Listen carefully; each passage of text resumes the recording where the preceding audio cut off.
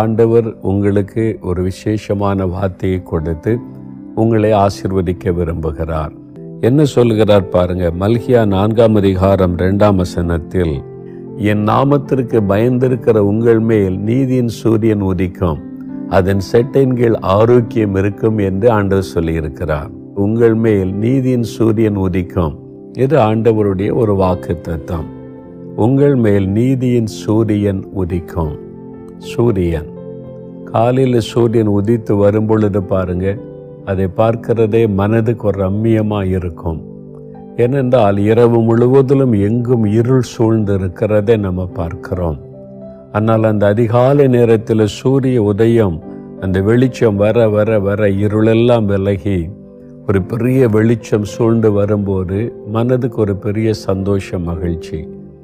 அதே சமயத்தில் இருள் சூழும் பொழுது மனதுக்குள்ள ஒரு வருத்தம், ஒரு கலக்கம், சில சமயத்தில் பயமும் உண்டாகிறது. ஆனால் இந்த வெளிச்சம் ரொம்ப அவசியமான ஒரு காரியம். அது சூரியன் தான் முழு உலகத்திற்கு வெளிச்சம் கொடுக்கிற ஆண்டவரால் சிருஷ்டிக்கப்பட்ட ஒரு அற்புதமான காரியம். அப்போ இந்த நீதியின் சூரியனாக ஆண்டவர் நம்முடைய வாழ்க்கையிலே உதிப்பாராம். சிலர் சொல்லுவாங்க, என் வாழ்க்கையே இருளா போச்சுங்க, என் வாழ்க்கை ஏதோ இருளில் அப்படியே தட்டு தடுமாறி நான் போய்கொண்டிருக்கிற மாதிரி நான் வாழ்கிறேன் என்பதாய் சொல்லுவார்கள். யோபு என்ற பக்தன் சொல்லுகிறார், யோபு 30ஆம் அதிகாரம் 26ஆம் வசனத்தில், வெளிச்சம் வர நான் பார்த்து கொண்டிருந்தேன். என் வாழ்க்கையில் வெளிச்சம் வரும் என்று எதிர்பார்த்து கொண்டிருந்தால் எனக்கு இருள்தான் வந்தது. அவருடைய வாழ்க்கையில் நஷ்டம், இழப்பு, மரணங்கள், வியாதி, அவமானம், நிந்தை, இருள், வாழ்க்கையே இருளாய் மாறிவிட்டது. அந்த மாதிரி வேதனையோடு சொல்கிறார், வெளிச்சம் வரத்தான் நான் காத்து கொண்டிருந்தேன், ஆனால் இருள் எனக்கு வந்தது, இருள் என்னை பிடித்து கொண்டது என்று கதறுகிற மக்கள் உண்டு. இன்னைக்கு உங்கள் வாழ்க்கையில் ஏதோ ஒரு பகுதியில் ஒரு இருள் சூழ்ந்து அந்த காரியத்தில் ஒரு வெளிச்சத்தை பார்க்க முடியாதபடி தடுமாறி கொண்டிருக்கலாம். ஆண்டவர் உங்களை பார்த்து சொல்லுகிறார், உங்கள் மேல் நீதியின் சூரியனாகிய இயேசு உதிப்பார். அந்த இயேசு என்கிற நீதியின் சூரியனாகிய வெளிச்சம் வந்துவிட்டால் உங்கள் வாழ்க்கையில் இருக்கிற இருள் நீங்கி ஒரு வெளிச்சம் உண்டாகி அது ஒரு மன மகிழ்ச்சியை கொடுக்கிறதா இருக்கும். உங்கள் வாழ்க்கையில் ஆண்டவர் இருளை மாற்றப் போகிறார் பாருங்க. அதனால்தான் இயேசு இந்த உலகத்தில் அவதரித்த போது மத்தேயு 4ஆம் அதிகாரம் 15ஆம் வசனத்தில், இருளில் இருக்கிற ஜனங்கள் பெரிய வெளிச்சத்தை கண்டார்கள். இயேசு கிறிஸ்து ஒரு வெளிச்சமாய் மக்கள் மத்தியிலே காணப்பட்டார். அவருடைய வாழ்க்கையிலே பாவம், சாபம், வியாதி, பிசாசின் கட்டுகள் என்று இருளிலே வாழ்ந்து கொண்டிருந்த மக்கள் இயேசு கிறிஸ்துவில் ஒரு பெரிய வெளிச்சத்தை கண்டார்கள் என்பதாய் பார்க்கிறோம். இயேசு கூட சொன்னார், யோவான் 9ஆம் அதிகாரம் 5ஆம் வசனத்தில், நான் உலகத்தில் இருக்கையில் உலகத்திற்கு நான் ஒளியாயிருக்கிறேன். ஆண்டவர் ஒளியாகத்தான் வந்தவர். அந்த இயேசு உங்களுடைய வாழ்க்கையில் வந்துட்டா உங்களுடைய வாழ்க்கையிலுக்கு இருளெல்லாம் மாறி வெளிச்சம் உண்டாகிவிடும். எனக்கு ஒரு சகோதரரை தெரியும். என்னுடைய ஊழியத்தின் ஆரம்ப காலத்தில் 4 மாவடியில் நாங்கள் ஜெபக்குழு ஆரம்பித்து எழுப்புதலுக்காக ஜெபிக்க ஆரம்பித்த போது அந்த ஜெபறைக்கு பக்கத்தில் ஒரு குடும்பத்தை சார்ந்த ஒரு சகோதரர், பேர் யோவான், ஆனால் எப்பவும் குடிச்சிக்கிட்டே இருப்பார். போதையில் தான் அவரை பார்க்க முடியும். அந்த குடி என்கிற பாவ இருள் அவருடைய வாழ்க்கையை இருளாக்கி விட்டார். அதனால் எப்பவும் பாருங்களேன், ஒரு மாதிரி கலங்கின கண்கள், எப்பொழுது அந்த போதை, அதனால் தடுமாற்றத்தோடு நடப்பது, அதனால் குடும்பமே பாதிக்கப்பட்டது. குடும்பத்துக்குள்ள அந்த இருள் பாதிப்பை கொண்டு வந்தது. மனைவிக்கு ஒரு பயம், கணவர் வீட்டுக்கு வர்றாருன்னா சந்தோஷம் இல்லை, பயம், கலக்கம். பிள்ளைகளுக்கு பாருங்க சந்தோஷம் இல்லை, பயம். அப்போ வந்து அடிப்பாரோ, என்ன செய்வாரோ என்கிற பயம். அவருடைய சொந்த தாயார் பக்கத்து வீட்டில் போய் ஒளிந்து கொள்ளுவார்கள். எப்படி அந்த குடும்பம் பாருங்க, ஒரு பாவத்தின் நிமித்தம் உண்டான இருள் அந்த முழு குடும்பத்தை பாதித்திருந்தார். அந்த சகோதரனை மாத்திரமல்ல, குடும்பத்தையே அந்த இருளின் அந்த வல்லமை பாதித்திருந்தது. அதனால் ரொம்ப துக்கமாக, சோகமாக தான் அவருடைய மனைவி காணப்படுவார்கள். எங்களை பார்க்கும்போது சொல்லுவாங்க, என் கணவருக்காக ஜெபம் பண்ணுங்கன்னு சொல்லி. நாங்களும் அவருக்காக ஜெபம் பண்ணுவோம். வீட்டில் போய் ஜெபிக்கலாம், அவரை சந்தித்து பேசலான்னு சொல்லி போனால் நாங்கள் முன் வாசல் வழியாக போனால் அவர் பின் வாசல் வழியாக ஓடி போயிடுவார். எங்களை பார்க்க மனம் இல்லை. ஏன்னா இருள் சூழ்ந்ததுனால வெளிச்சத்தை பார்க்க விருப்பம் இருக்காது, பயம் இருக்கும். அதனால் அவருக்கு வெளிச்சத்துக்குள்ளே வரவே முடியாத ஒரு நிலைமை, பயந்து ஓடினார்.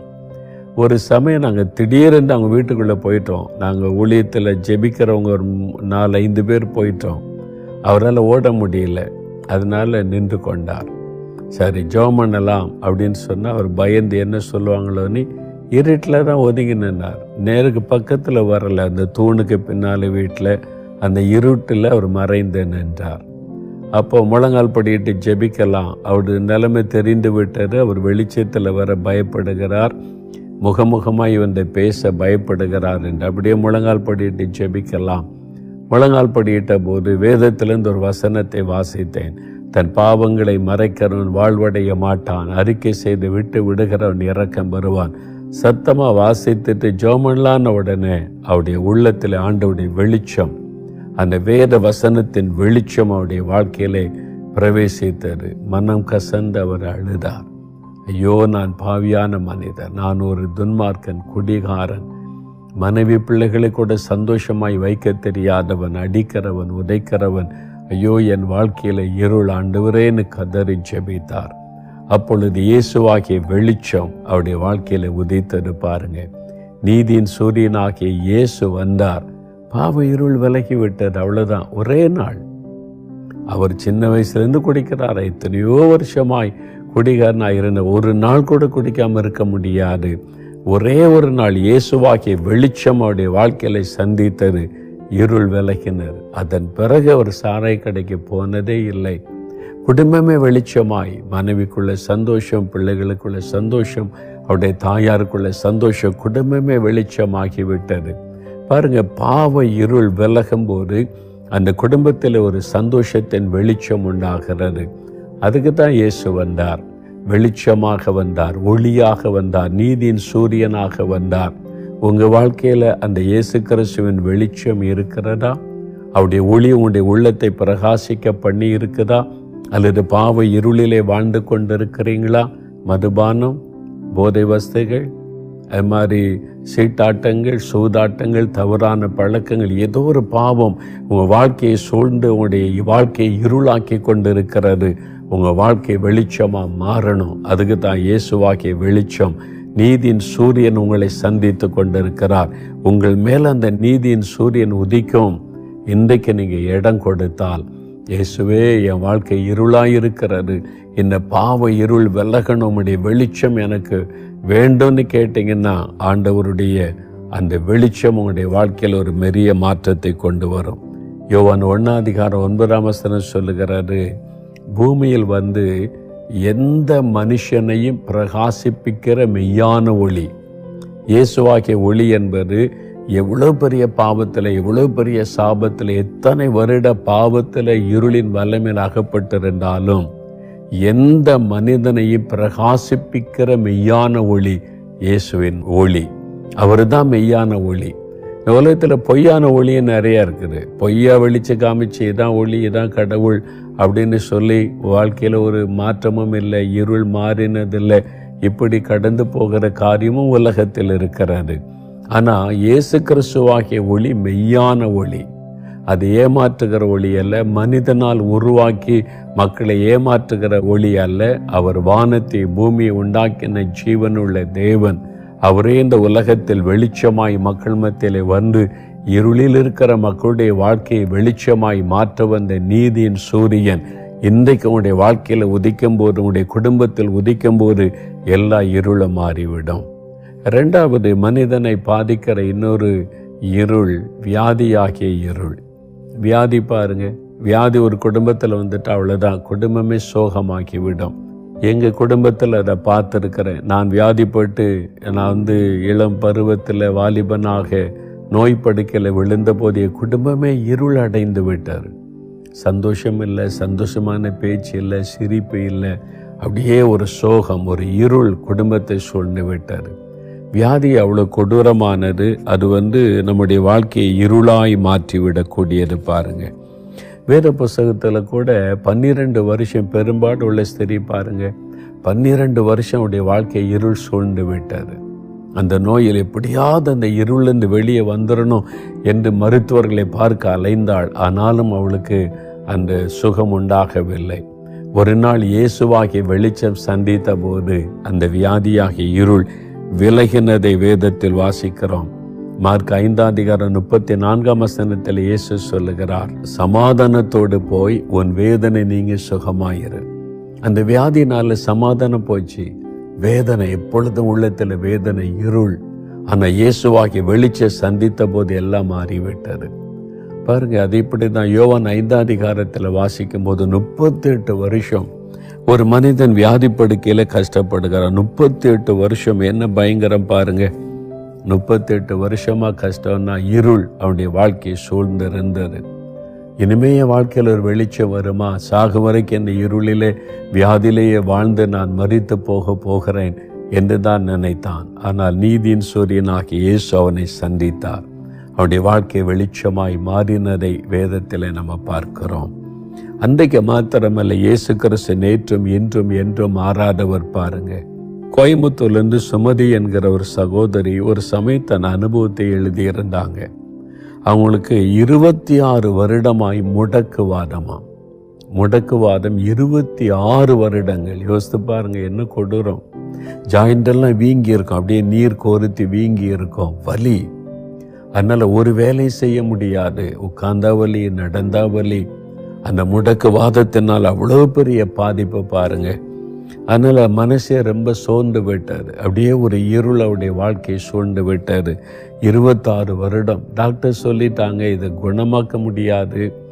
ஆனால் நீங்கள் வாழ்நாள் முழுதும் மருந்து சாப்பிடணும், மாத்திரை சாப்பிடணும். சுகமாகாது, ஆனால் நீங்கள் வாழ்நாள் முழுதும் மாத்திரை சாப்பிடணும். எப்படி பாருங்க. அதனால பணமும் வேஸ்ட்டு, ஆரோக்கியமும் இல்லை, வேதனையும். அப்படிப்பட்ட ஒரு இருளான வாழ்க்கையில் அவங்க ரொம்ப வேதனையோடு கூட இருந்தாங்க. அந்த மாதிரி ஒரு சூழ்நிலையில தான் டிவியில் நம்முடைய நிகழ்ச்சியை பார்த்து கொண்டிருந்தாங்க.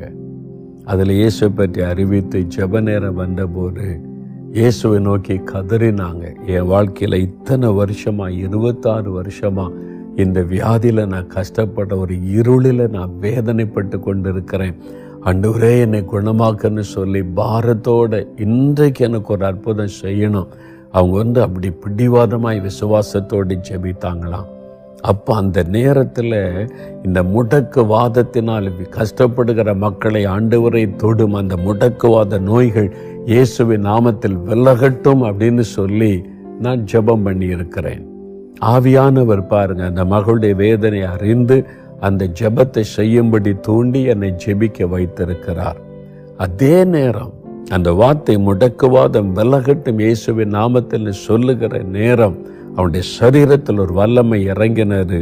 அவங்க எழுதியிருக்கிறாங்க, அவங்க கண் முன்பாக பார்த்து கொண்டிருக்கும் போதே அந்த ஜாயிண்டுகள் அந்த மொழிகளிலே காணப்பட்ட வீக்கம் அப்படியே குறைய ஆரம்பித்தரான். வீக்கம் வற்றி அந்த வீக்கமெல்லாம் மாறினது.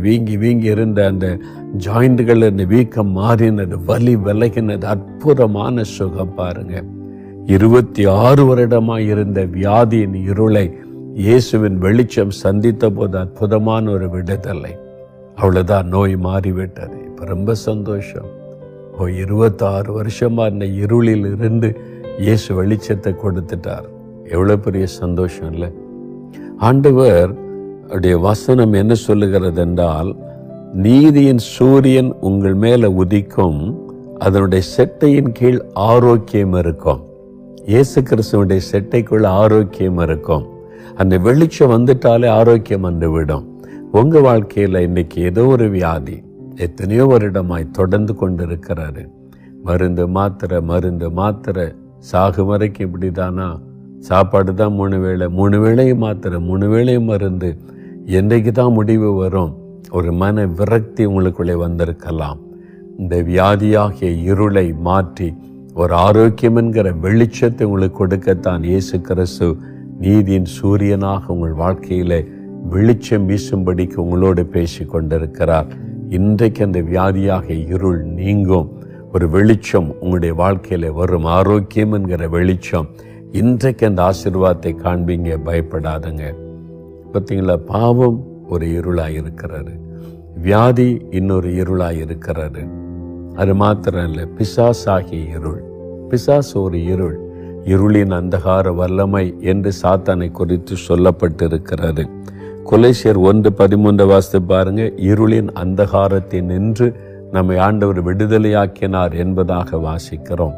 அந்த இருளின் அந்தகாரம் என்பது பிசாசு, இருளின் வல்லமை, பில்லிசூனிய மந்திரம், இந்த மாய மந்திரங்கள் செய்வது, பில்லிசூனி செய்வது, ஏவல் செய்வது, அதனால சில குடும்பங்கள் பாதிப்பு, அதனால குடும்பத்துக்குள்ள இருள்.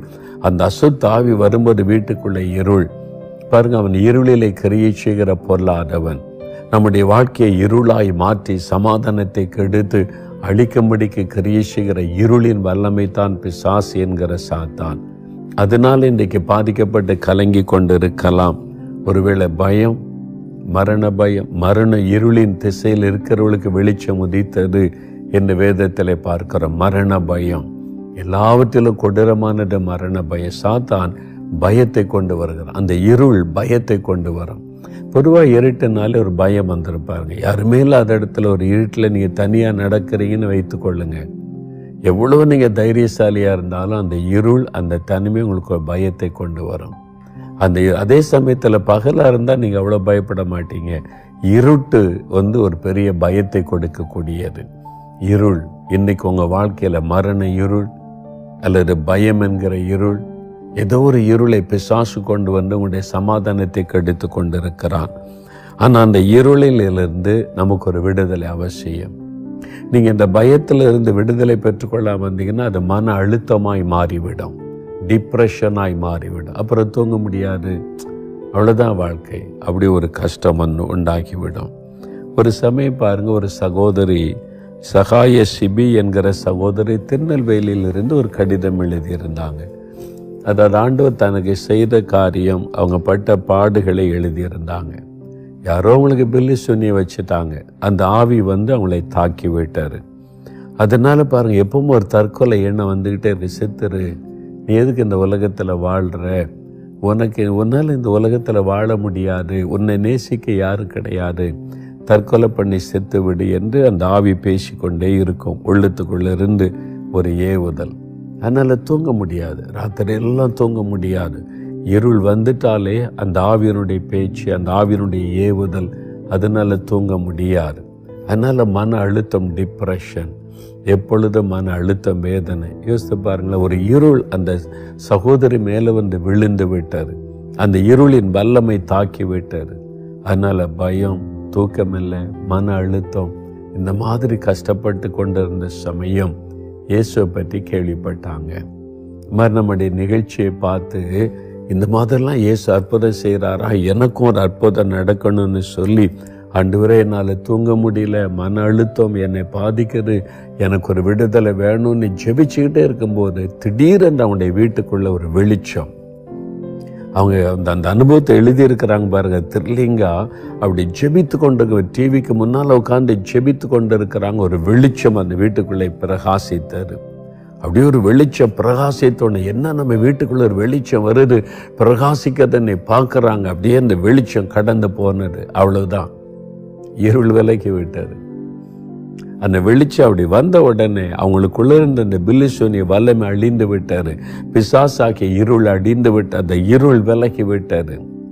சாத்தான் விலகிட்டு, அவ்வளவுதான், பயம் போய்விட்டது, மரண பயம் போயிட்டு, தற்கொலை எண்ணம் போய்விட்டது, அந்த மன அழுத்தம் போய்விட்டது. இப்போ நிம்மதியாக தூங்கி மகிழ்ச்சியாக இருக்கிற ஒரு வாழ்க்கை ஆண்டவர் கொடுத்திருக்கிறார்.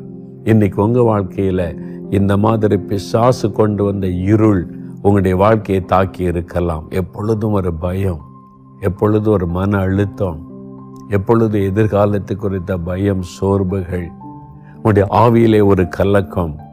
இந்த மாதிரி நீங்கள் தாக்கப்பட்டு ஏதோ ஒரு மந்திர வல்லமை, பில்லிசூனியம் அல்ல அசுத்தாவின் கிரியை, ஏதோ ஒரு பயத்தின் ஆவி, தற்கொலையின் ஆவி என்ற ஏதோ ஒரு காரியத்தில் அந்த இருளின் வல்லமையினால தாக்கப்பட்டு கஷ்டப்பட்டு கொண்டிருக்கிறீங்க.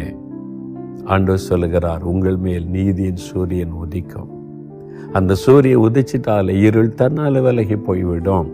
இன்றைக்கு இயேசுவே, நீதியின் சூரியனை எங்கள் குடும்பத்தில் உம்முடைய வெளிச்சம் வரணும், என் வாழ்க்கையில் உம்முடைய வெளிச்சம் வரணும். அந்த சகோதரருடைய வீட்டுக்குள்ள உம்முடைய வெளிச்சத்தை நீர் அனுப்பி ஒரு விடுதலை கொடுத்தீரை. எங்க வீட்டில், என் வாழ்க்கையில இந்த இருள் விலகணும், உம்முடைய வெளிச்சம் உதிக்கணும். ஆண்டவரே எனக்கு உதவி செய்யன்னு கேட்டு பாருங்க. இன்றைக்கு அந்த வெளிச்சம், நீதியின் சூரியன் ஆகிய இயேசுவின் வெளிச்சம் உங்களுடைய வாழ்க்கையில வரும்போது உங்களுடைய வாழ்க்கையில் இருக்கிற எல்லா விதமான இருளும் மாறிவிடும். பாவ இருள், வியாதி இருள், அது மாதிரி மரண இருள், அசுத்த ஆவியாகிய இருள் என்ன பாதிப்பானால் அது மாறி ஒரு வெளிச்சம், ஒரு சந்தோஷம், மன மகிழ்ச்சி அவங்களுடைய வாழ்க்கையில உண்டாக போகிறது. இதற்காகத்தான் அவர் சிலுவைக்கு போனார். இயேசு சிலுவையிலே தன்னை பலியாய் கொடுத்த நம்முடைய பாவங்கள், வியாதிகள், சாபங்கள், பிசாசின் கிரியைகளை எல்லாம் சிலுவையில சுமந்து முடித்து அவனுடைய கிரியைகளை அவர் அழித்திருக்கிறார். அதனால இன்றைக்கு உங்களுடைய வாழ்க்கையில் அந்த வெளிச்சம் வர முடியும், இருள் முற்றிலுமாய் விலக முடியும். நீங்க இடம் கொடுத்தாதான். ஆண்டவரே, என் வாழ்க்கையில இந்த வெளிச்சம் வரணும், உம்முடைய இயேசுவாகிய வெளிச்சம் என் வாழ்க்கையில வரட்டும், இந்த இருள் விலகட்டும்னு நீங்க ஜெபித்தாதான் இயேசு உங்களுக்கு விடுதலை தருவார். அவர் யாரையும் கட்டாயப்படுத்துகிறவர் அல்ல. அவர் கட்டாயப்படுத்தி கதவை உடைச்சிக்கிட்டுலாம் உள்ள வரமாட்டார். நீங்க விரும்பணும், நீங்க கூப்பிடணும், நீங்க கேட்கணும்.